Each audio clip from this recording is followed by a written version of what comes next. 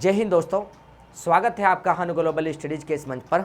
जैसे कि आपको मालूम है, हम लोगों ने आपकी हिंदी की सीरीज भी वीक में स्टार्ट की हुई है। सप्ताह में 2 दिन आपको हिंदी की सीरीज मिल रही है और हिंदी में एक टॉपिक स्टार्ट किया है आपका हिंदी व्याकरण में। पहला ही टॉपिक है वर्णमाला। उस टॉपिक में कुछ बातें हम लोग ले चुके हैं, उसकी भूमिका हम लोग बना चुके हैं और आज भूमिका से आगे हम लोग टॉपिक को समझ कर चलते हैं और पेपर में किस प्रकार के प्रश्न बनते हैं उन सब पर बात करते हैं हम लोग जरा जी। लेकिन आज की क्लास लेने से पहले जिन बच्चों ने नहीं ली है पहली क्लास, उन दोनों क्लास को लेकर चलना, अन्यथा समझना थोड़ी सी प्रॉब्लम आ जाती है। बीच में से हम लोग क्लास को यदि पकड़ कर चलते हैं तो दिक्कत होती है समझने में, और वहाँ पर हमें प्रॉब्लम ये भी आती है, पेपर में प्रश्न फिर नहीं मिलता देखने को, क्योंकि बीच की बातें समझ नहीं आती उनकी। तो इसलिए ध्यान देकर चलना। पिछली 2 क्लास हम लोग ले चुके थे हिंदी के लिए, तो ध्यान देंगे। हिंदी व्याकरण, हिंदी व्याकरण में हम लोगों ने क्या टॉपिक स्टार्ट किया है, वो टॉपिक है आपका हिंदी व्याकरण में वर्णमाला का। हिंदी व्याकरण में वर्णमाला का टॉपिक है और इस वर्णमाला के टॉपिक में हम लोग कहाँ तक पहुँच चुके थे, वर्णमाला के टॉपिक में, उससे आगे की बात आज करेंगे। हिंदी वर्णमाला में हमने क्या देखा था, हिंदी वर्णमाला में 52 वर्ण की बात हुई थी। ये बात हुई थी हिंदी वर्णमाला में 52 वर्ण। आज इन्हीं 52 वर्णों पर बात करते हैं कि कौन कौन से 52 वर्ण हमने पिछली क्लास में देख लेते। आज आगे बढ़ाते हुए पॉइंट पर हम लोग चलते हैं।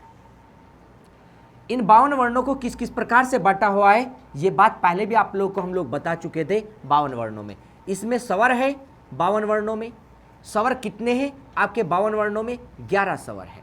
इसी में व्यंजन पढ़े थे हमने कि व्यंजन कितने देखे थे इसमें, व्यंजन कितने देखे थे, 33 व्यंजन देखे थे इसमें, 33 व्यंजन।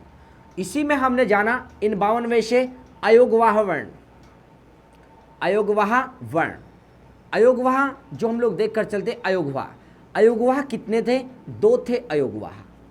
कौन कौन से होंगे सारी बात डिटेल में एक एक पॉइंट टू पॉइंट करके चलेंगे हम लोग जरा। इसी के साथ देखिए आगे संयुक्त व्यंजन थे, संयुक्त व्यंजन थे और संयुक्त व्यंजन कितने थे, 4 संयुक्त व्यंजन थे। और उत्क्षिप्त या द्विगुण व्यंजन कितने थे, हम लोग कहेंगे उत्क्षिप्त या कहेंगे विकसित, उत्क्षिप्त या विकसित या कहेंगे द्विगुण या कहेंगे ताड़नजात वर्ण। ये ताड़नजात वर्ण कितने थे, हमने कहा 2 थे। ये 2 थे यहां पर हमने कहा।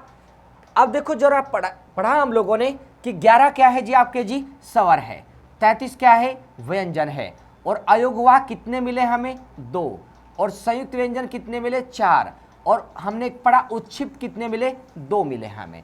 2 2 4 4 8 और 3 कितने हो गए हमारे यहाँ पर, 8 और 3 हम लोग पढ़ेंगे 11 और 1 क्या है जी, 12। तो 1 और 3 4, 4 2 6, 6 4 10, 10 2 12, 12 का 2 का हासिल 1। इधर 1 और 1 3 4 हो गए और 1 5, ये है जी 52 वर्ण। ये पढ़े हैं 52 वर्ण। 52 वर्णों का आप लोगों के सामने हम लोगों ने बता कि कौन कौन से आते हैं 52 वर्ण में। तो हिंदी में वर्णों की संख्या अगर पूछे तो 52 वर्ण है। अगर हम लोग देख कर चले 11 और 33 कितने होते हैं, 44 होते हैं। 11 और 33, 11 को और 33 को जोड़ते तो 44 होते हैं। एक प्रश्न और बनता है कि हिंदी में अगर कहें हम लोग, हिंदी में मूल वर्णों की संख्या कितनी है, मूल वर्णों की संख्या कितनी है, अगर हिंदी में ये बात आ जाए तो आप लोगों को लगाने हैं 44। मूल वर्णों की कुल संख्या कितनी है, मूल वर्णों की कुल संख्या हम लोग जाने, मूल वर्णों की कुल संख्या 44, और वर्णमाला में कुल वर्ण कितने हैं, 52 है, और कुल संख्या कितनी है मूल वर्णों की, वो 44 है। 44 कैसे, स्वर 11 और 33 व्यंजन, ये मूल वर्ण हमारे आए हैं, ये हमारे बाद में तैयार किए गए हैं। इस कारण से हम लोग कहेंगे, दोनों पॉइंटों को याद रखना। वर्णमाला में कुल वर्ण कितने हैं, 52, वर्णमाला में कुल मूल वर्ण कितने हैं, तो 44 है। 44 में कौन है, हमने कहा 11 स्वर है। स्वर कितने हैं, 11, और व्यंजन कितने हैं, व्यंजन यहाँ पर तो व्यंजन कहेंगे 33 और 40 यहाँ पर जोड़ेंगे 11, कितने हो जाएंगे, 44। तो यहाँ पर कहेंगे मूल वर्णों की संख्या। अब आइए पॉइंट पर हमारे 11 स्वर हमने समझे थे, कौन से हैं 11 स्वर यहाँ पर जी, तो 11 स्वर अ, लघु ई, दीर्घ ई, री, ए, आई, ओ, औ। पिछली क्लास में भी पढ़ चुके थे, रिवाइज लेकर चले और आगे बढ़ेंगे इसी के साथ। व्यंजन कितने थे? 33। एक एक पॉइंट को समझ कर चलना। 33 व्यंजन में से स्पर्श व्यंजन थे। स्पर्श व्यंजन थे आपके कितने थे? 25। स्पर्श व्यंजन मिले हैं 25, 25 स्पर्श व्यंजन। इसमें है अंतस्थ व्यंजन। अंतस्थ व्यंजन किसे कहेंगे, किसे नहीं कहेंगे, डिटेल में एक एक पॉइंट को समझेंगे हम लोग जी आगे जी। जो पेपर के लायक है, डिटेल भी इतनी पढ़ेंगे, अनावश्यक नहीं पढ़ेंगे जी। तो देखिए जरा जी, अंतस्थ व्यंजन कितने हैं जी? 4। और ऊष्म व्यंजन कितने हैं? ऊष्म व्यंजन, ऊष्म व्यंजन हम लोग पढ़ेंगे। ऊष्म व्यंजन भी कितने हैं जी? 4। हमने कहा 33 व्यंजनों में से 25 स्पर्श, 4 अंतस्थ और 4 ऊष्म मिले हैं। 4 ऊष्म मिले हैं। 4 अंतस्थ कौन से हैं? हम लोग कहेंगे य, र, ल और व। 4 क्या मिले जी? अंतस्थ। और 4 ऊष्म कौन से हैं? श, श, श और ह। तालव्य, मूर्धन्य, दंतश और अलिजीवा वर्ण ह। एक एक पॉइंट को जानेंगे हम लोग जरा जी आगे। हमने कहा 25 स्पर्श व्यंजन कौन से हैं? 25 स्पर्श व्यंजन में क, ख, ग, घ, अंघ, च, छ, ज, झ, झ, अय्या, ट, ठ, ड, ढ, अण, त, थ, द, ध, न, प, फ, ब, भ और म। ये 25 स्पर्श व्यंजन हैं और 4 अंतस्थ व्यंजन हैं, 4 ऊष्म व्यंजन हैं। इनकी डिटेल को अलग से जानकर चलेंगे। अभी केवल विभाजन करके आपको दे रहे हैं हम लोग कि कौन कहाँ पर क्या क्या संख्या में रखे गए हैं और कौन कौन से हैं। अयोगवा वर्ण कितने हैं? 2 है। 2 कौन से हैं अयोगवा वर्ण?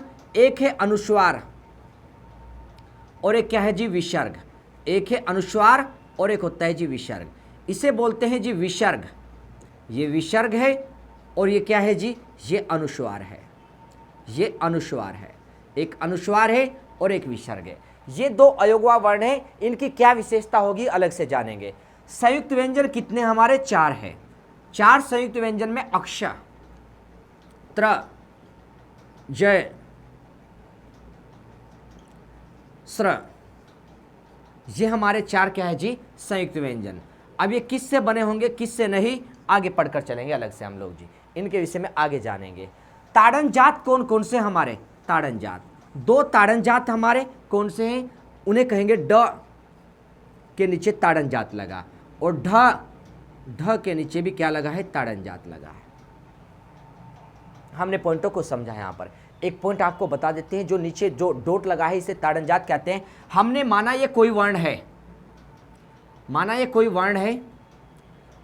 हमने कहा ये कोई वर्ण है। इस वर्ण के ऊपर जो रेखा खींची गई है इस रेखा को कहते हैं शिरोरेखा।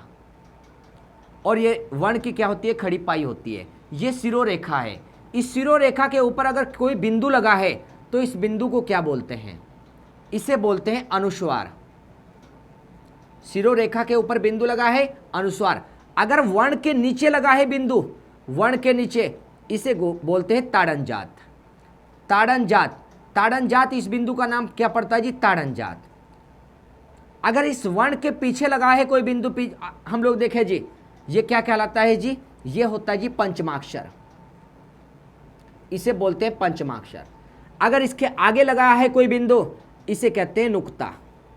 इसे क्या बोलेंगे जी? नुक्ता बोलेंगे। इसे कहेंगे नुक्ता। हमने कहा ये मान लेते क था, क के ऊपर लगाया तो अनुस्वार, क के नीचे लगाया ताड़न जात, क के पीछे लगाया तो पंचमाक्षर, क के आगे लगाया तो नुक्ता। पॉइंट को समझ पा रहे हैं आप लोग? हमने जाना कि क्या होते हैं जी नुक्ता, क्या होता है ताड़न जात, क्या होता है पंचमाक्षर, क्या होता है अनुस्वार। ये बात आपको बताकर चले। अब हम लोगों ने केवल आपको बताया कि हिंदी में मूल वर्णों की संख्या कितनी है। हिंदी में मूल वर्ण हमें मिलेंगे, उनकी कुल संख्या 44, स्वर 11 उनके अनुसार, और व्यंजन कितने हैं जी 33 है। जबकि वर्णमाला में यदि कुल वर्ण पूछे तो 52 वर्णों का विभाजन हमने आपके सामने रखा है। उसके बाद आगे ध्यान देंगे, जरा पॉइंट पर समझना। अब इन सब में से बात स्टार्ट कहां से करनी है, स्वर को लेकर चलना है। कहां से स्टार्ट करना है काम को, हमें स्वर से स्टार्ट करना। अब स्वर को पढ़ते हैं जरा हम लोग, एक एक पॉइंट जो पेपर के लायक है वे सारी बातें हम लोग स्वर में सीखते हैं। जरा देखिए,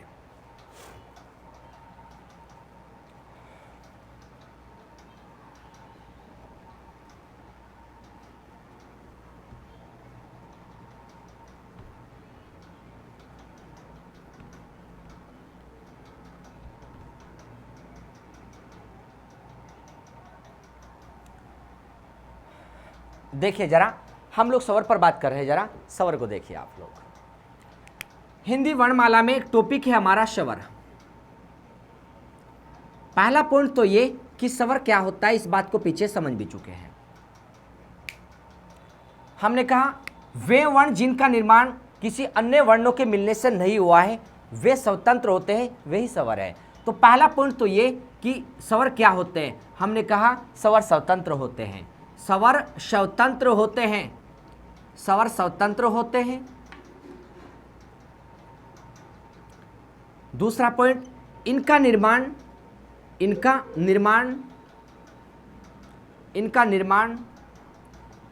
किसी अन्य वर्ण के मिलने से नहीं हुआ,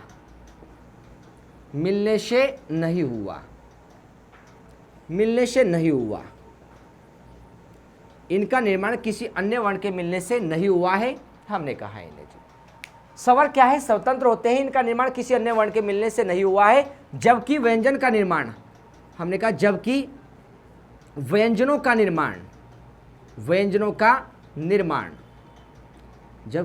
का निर्माण स्वरों के मिलने से हुआ है या स्वरों की सहायता से हुआ है, स्वरों की सहायता से हुआ है।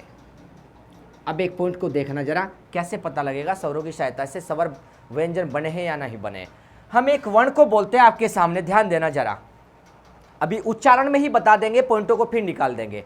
हमने कहा एक वर्ण बोलते हैं हम लोग अ, इसे बोल रहे जी अ, और एक वर्ण बोलते हैं जी क। हम लोग दो वर्ण बोलने जा रहे हैं जरा। अब देखना जरा, उच्चारण में देखना जरा हमारे क्या आवाज आएगी आपको।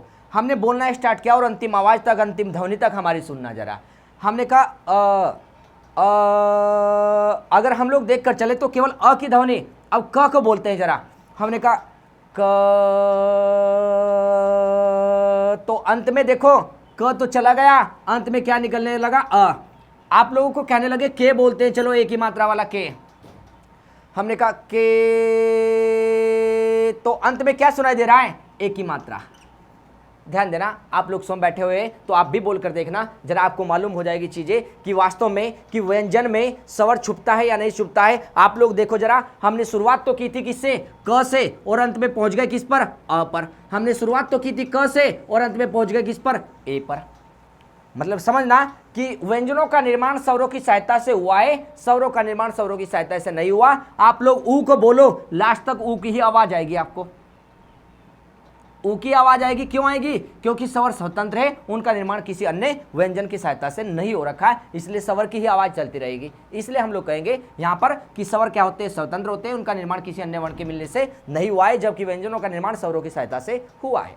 बात समझ पा रहे। अब देखो जरा, एक बात आपको बताए, जो स्वर होता है और व्यंजन होता है, अगर व्यंजन है ये क ख, आ की मात्रा, ग, यहाँ पर ई की मात्रा, गो, ओ की मात्रा, कोई भी है, अगर कोई मात्रा लगी है तो उस पर स्वर छुपा है मात्रा के रूप में। आ का स्वर, बड़ी ई का स्वर, दीर्घ ई बोलते हैं जिसे, ओ का स्वर, दीर्घ, हमने कहा ओ का स्वर। और इसमें अगर कोई मात्रा यहाँ पर दिखाई नहीं दे रही है तो क्या छुप रहा है, अ छुप रहा है। अगर मात्रा दिखाई नहीं दे रही है तो व्यंजन पूरा है। व्यंजन पूरा कब होगा, उसमें इसका मतलब स्वर छुपा है। अगर हमने इस स्वर को, व्यंजन को ऐसा लिख दिया नीचे तिरछी रेखा, तो इसे बोलते हैं तिरछी रेखा को हलंत।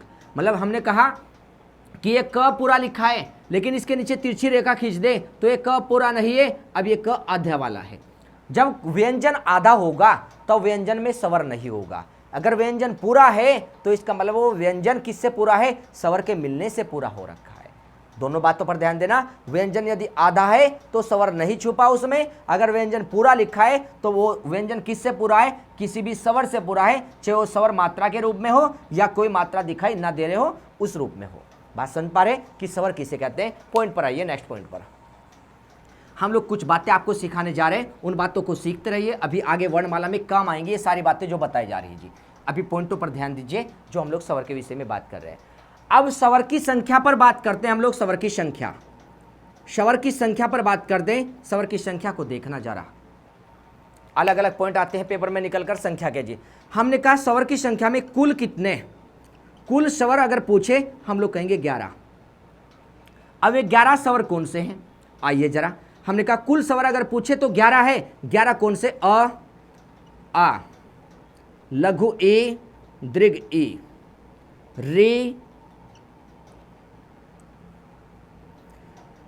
हमने कहा ऊ लगा, ऊ के बाद हमने कहा दीर्घ ऊ, उसके बाद पढ़ेंगे रे, रे के बाद पढ़ेंगे ए, आई, ओ और औ। इनकी कुल संख्या कितनी हो गई जी, 11। हमने कहा पेपर में यदि प्रश्न पूछे कि स्वरों की कुल संख्या कितनी है तो 11 है। अब एक प्रश्न और आता है कि उच्चारण के आधार पर स्वर कितने, उच्चारण, उच्चारण के आधार पर कुल संख्या। हमने कहा उच्चारण के आधार पर, उच्चारण के आधार पर कुल संख्या, कुल संख्या कितनी है, उच्चारण के आधार पर कुल संख्या। तो हम लोग देंगे उच्चारण के आधार पर कुल संख्या का जवाब 10। 10 क्यों है, पॉइंट को समझना जरा। हमने कहा उच्चारण के आधार पर संख्या कितनी है, 10। 10 क्यों है, पॉइंट को समझना। ये जो स्वर है यहाँ पर री, हमने इसका उच्चारण क्या किया, इसे बोलते हैं री। बहुत से बच्चे इसे री कहते हैं। री कहना अनुचित है क्योंकि ये हम लोग पढ़कर चलेंगे एक री है, दो री नहीं है। इसे कहते हैं क्या यहाँ पर जी, री कहते हैं। हमने इसे री बोला। अब बताइए आप लोग कि री क्या है, व्यंजन है या नहीं जी। ये क्या छुप रहा है इसमें, र पर छुप रहा है जी। र हलंत क्या छुप रहा है, लघु ई छुप रहा है। अब देखो हमने कहा कि री का उच्चारण कैसा हुआ, व्यंजन के तरह हुआ। अब री का उच्चारण व्यंजन की तरह हुआ तो हम लोग देखेंगे इसमें र छुप रहा है। र क्या है जी, एक व्यंजन है। उच्चारण में, उच्चारण करते समय र की ध्वनि आ रही है। उच्चारण करते समय हमने कहा र एक क्या है, व्यंजन है। तो उच्चारण के आधार पर ही पूछा है। उच्चारण किसे कहते हैं, बोलने को। हमने कहा उच्चारण के आधार पर स्वरों की संख्या कितनी है, 10 है। और 10 में से किसे हटा, 11 में से किसे हटा दे, री को हटा दे, तो बाकी ये स्वर और ये स्वर कुल मिलाकर कितने हो रहे जी, 10 बैठेंगे जी ये स्वर जी। तो उच्चारण के आधार पर 10 लगाने। अब री में और र में हम लोग समझ कर चलेंगे कि क्या अंतर होगा। हमने कहा कि री शब्द बोलने से ध्वनि क्या निकली है, व्यंजन के जैसी भी निकली है। व्यंजन के जैसी निकली है। इस कारण से उच्चारण में केवल कितने बचे हैं, 10 स्वर बचे हैं जी यहाँ पर स्वर में। अब आइए पॉइंट पर जरा। अब एक पॉइंट आपके पास बचेगा कि री और र, री व र में क्या अंतर होता है, री में और र में। यहाँ पर दोनों को समझेंगे अलग से जी, वेट करना उनका जरा जी। आप अभी एक पॉइंट और समझना जरा। एक पॉइंट है यहाँ पर, प्रश्न बनता है कि परंपरागत रूप में या परंपरागत आधार पर, परंपरागत आधार पर स्वरों की संख्या कुल कितनी है, स्वरों की कुल संख्या, स्वरों की कुल संख्या कितनी है परंपरागत आधार पर, तो कितनी बैठेगी। हमने कहा 13।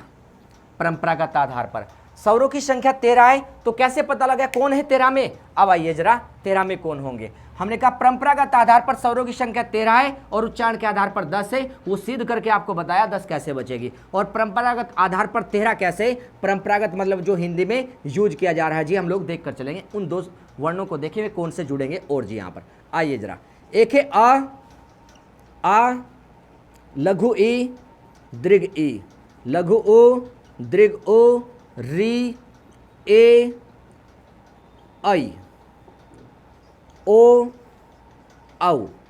ये हमने कहा 11 स्वर हो गए थे यहां तक जी। ये 11 स्वर हो गए। इनमें 2 स्वर और जोड़ दे, एक तो अनुस्वार और एक जोड़ दे जी विसर्ग। यहां पर इन्हें कुल मिलाकर कितने हो रहे जी, 13 हो रहे। इन्हें कुल मिलाकर 13 हो रहे। हम लोग देखते हैं ये जो दो वर्ण जोड़े हमने यहां पर, ये वाले, इन्हें जोड़ने से 13 हुए, जबकि हम लोग जब पढ़ते हैं इन दोनों वर्णों को कहते हैं अयोगवाह।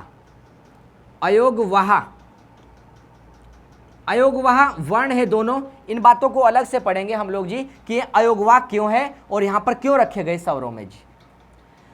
अयोगवाह का अर्थ है योग ना रहने पर भी जो साथ रहे, अयोगवाह कहलाता है। मतलब ना तो इनका योग स्वरों के साथ होता है, ना इन्हें गिनती इनकी कहाँ व्यंजनों के साथ होती है, ना तो ये दो वर्ण स्वरों के साथ गिनती में आते हैं, इसलिए वहां पर कुल वर्णों की संख्या 11 ही लिखी है। ये तो परंपरा के आधार पर जो यूज करते हैं व्यवहार में वो है बस। इनकी गिनती मुख्य रूप से ना तो स्वरों में होती है, ना ही इनकी गिनती व्यंजनों में की जाती है, इसलिए व्यंजन भी 33 ही लिखे वहां पर हमने।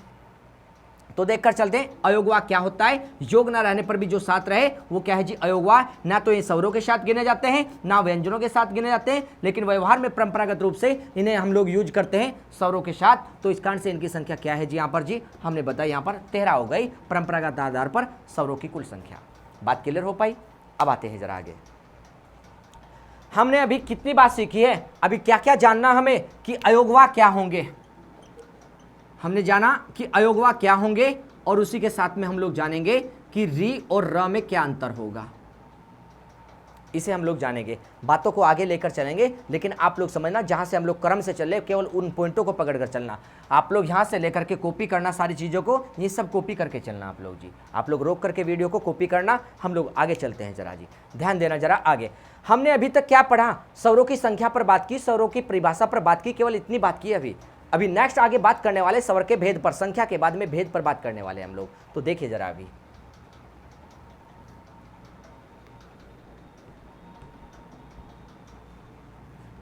इन दोनों पॉइंटों पर अलग से बात करेंगे हम लोग, समझ कर चलेंगे इन दोनों पॉइंटों को जी। तो लोग चिंता मत करना किस प्रकार से पढ़ाई होगी, एक शेड्यूल में एक क्रम से हम लोग लेकर चले चीजों को जी। देखिए जरा जी, अब बात करते हैं जी स्वर भेद की। हम लोग स्वर भेद की बात करते हैं कि स्वर भेद क्या है। स्वर भेद किस किस आधार पर स्वरों का भेद करें, स्वरों के भेद किस किस आधार पर लेकर चलेंगे, उन सब की बात हम लोग लेकर चलते हैं। जरा आइए जरा समझते हैं स्वर के भेद। लेकिन स्वर भेद पढ़ने से पहले एक बात और बता दें आपको, स्वर भेद करने से पहले छोटी सी बात है, केवल उसे भी समझ लीजिए। आइए जरा स्वर भेद से पहले एक बात और बता देते हैं। हमने कहा एक पॉइंट है स्वरों के या स्वरों का सांकेतिक रूप, स्वरों का सांकेतिक रूप क्या है और सांकेतिक रूप की संख्या कितनी है। सांकेतिक रूप या हम लोग कहेंगे स्वरों की मात्रा, या कहेंगे हम लोग स्वरों का लघु रूप, स्वरों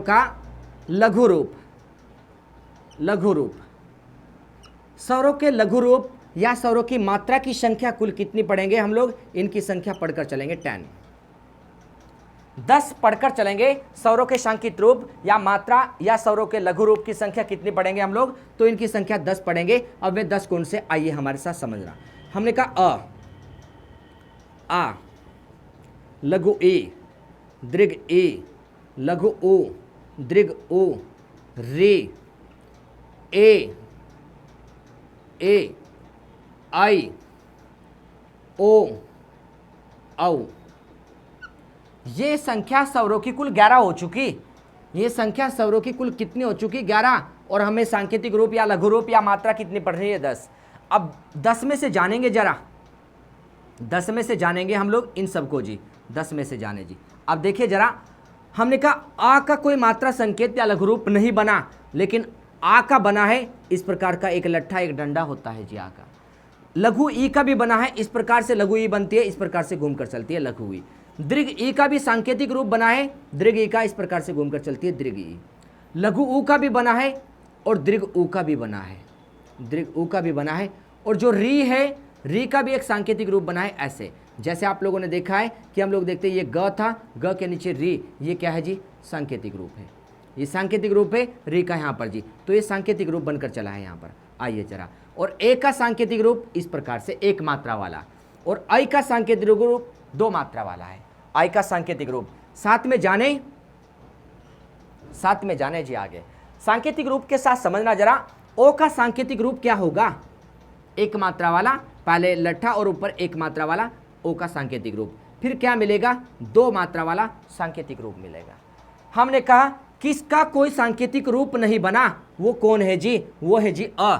अ का कोई सांकेतिक रूप नहीं बना हुआ है, आप लोग ध्यान देकर चलना, कोई भी सांकेतिक रूप नहीं है। तो सांकेतिक रूप की संख्या कुल कितनी हो गई? हमने जाना है 10 संख्या हो गई सांकेतिक रूप की संख्या। तो अ को क्या पढ़े? इस अ को बोलेंगे उदासीन स्वर। उदासीन स्वर कौन सा है? हम लोग जानेंगे अ एक उदासीन स्वर है, इसका कोई भी सांकेतिक रूप नहीं बना है। हम लोग देखकर चलते हैं यहाँ पर जी, हम लोग देखते हैं यहाँ पर सांकेतिक रूप में जरा, और आइए जरा स्वरों का सांकेतिक रूप या मात्रा या स्वरों का लघु रूप हमने समझ लिया है। इसके बाद की बात करते हैं जरा, और देखिए जरा इसमें बस थोड़ा सा काम और, क्योंकि वीडियो ज़्यादा लंबी ना हो जाए आपकी, क्योंकि बड़े लेक्चर लेने में थोड़ी सी समस्या होती है बच्चों को। तो धीरे धीरे से पढ़कर चलना, बहुत आराम से पढ़ना जी आप लोग, और धीरे धीरे उन्हें जोड़ते चलना। एक थोड़ा सा काम और बता देते हैं आपको इसमें, स्वर भेद। स्वर भेद को समझना कि कौन कौन से भेद आप लोग पढ़कर चलोगे स्वर भेद में। यहाँ पर जी स्वर भेद में हम लोग नाम बता रहे जी, केवल नाम नोट करना अभी। स्वर भेद में जी नाम कौन कौन से? हमने कहा उच्चारण, उच्चारण काल, उच्चारण काल या मात्रा के आधार पर स्वर, के आधार पर स्वर भेद। स्वर भेद उच्चारण काल या मात्रा के आधार पर स्वर भेद, एक ये देखना जी बस। उसी के साथ में देखेंगे हम लोग जीहा या जीभ के प्रयोग के आधार पर हम लोग स्वर भेद, जीहा या जीभ के प्रयोग के आधार पर, जीभ के प्रयोग, जीभ के प्रयोग के आधार पर, आधार पर स्वर भेद।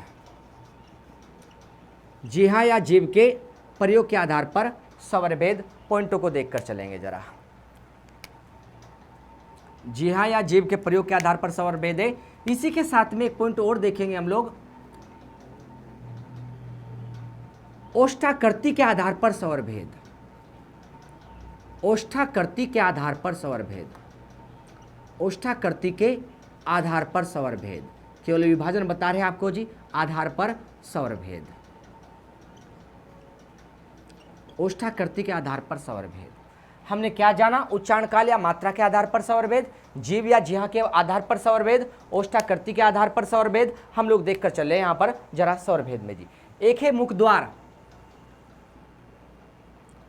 मुख द्वार, मुख द्वार खुलने के आधार पर, मुख द्वार खुलने के आधार पर, मुख द्वार खुलने के आधार पर स्वर भेद। एक इस आधार पर स्वर भेद जानेंगे। ओष्ठाकृति हुआ है, मुख द्वार हुआ है, इनके आधार पर स्वर भेद। इसी के साथ में एक जानेंगे जी हम लोग यहां पर जी, ठीक है। आइए जरा, यहां पर ओष्ठाकृति के आधार पर स्वर भेद है, मुख द्वार खुलने के आधार पर स्वर भेद है। एक है जातीय आधार पर, जातीय आधार पर, जातीय आधार पर स्वर भेद, जातीय आधार पर स्वर भेद। एक ये जानेंगे हम लोग जी, जातीय आधार पर स्वर भेद। नेक्स्ट एक पॉइंट और जान लेंगे हम लोग जी, रचना या बनावट के आधार पर स्वर भेद। हमने कहा रचना या बनावट, रचना या बनावट के आधार पर, आधार पर स्वर भेद, स्वर भेद।